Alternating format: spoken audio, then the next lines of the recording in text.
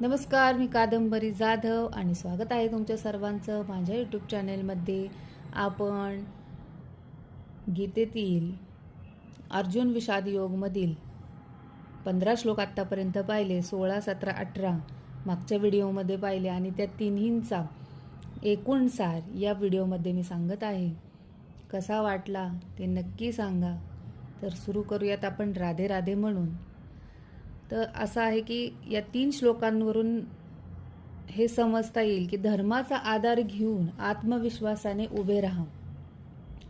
धर्मनिष्ठित जीवनाचा विजय हा शाश्वत असतो, स्थायी असतो.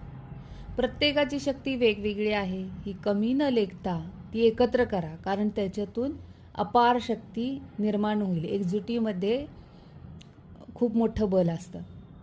आव्हानांना सामोरे जाण्याआधी स्वतःची अंतरशक्ती जागवा, कारण निडरपणा, विवेक आणि पराक्रम हे यशासाठी महत्त्वाचे आधार ठरतात.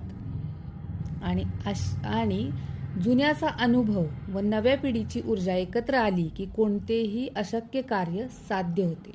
आणि अशी एकता, आत्मविश्वास आणि धर्मनिष्ठा असेल तर जीवनातील प्रत्येक युद्ध जिंकता येते. तर तुम्हाला हा सार कसा वाटला नक्की कळवा.